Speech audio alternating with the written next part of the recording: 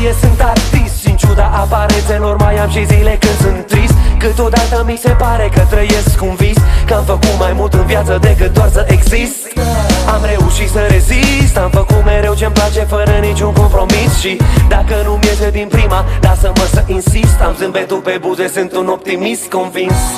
Când am un scop de atins, merg mereu până la capăt, nu mă las învins. Și atunci când văd că o ușă s-a închis, mă uit în altă parte să văd geamul deschis.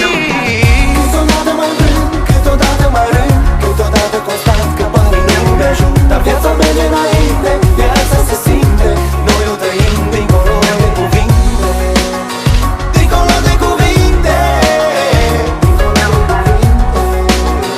dincolo de cuvinte.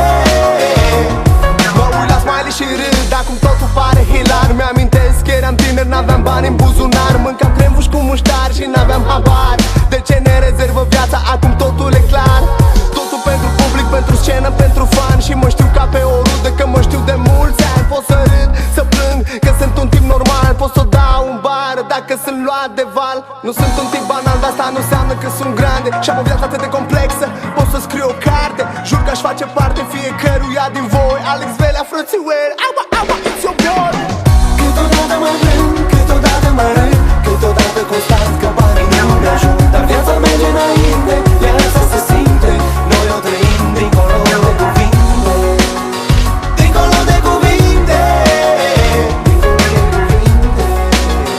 dincolo de cuvinte. Și nu de mult ne jucam, nici o grijă nu aveam.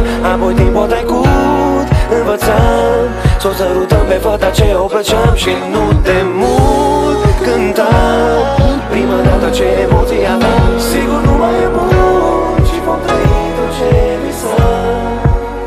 Sigur nu mai e mult și vom trăi tot ce visam. Câteodată mă rând, câteodată mă rând, câteodată constant că banii nu mi-ajut. Dar viața merge înainte, viața se simte, noi o trăim dincolo de cuvinte. Dincolo de cuvinte, dincolo de cuvinte.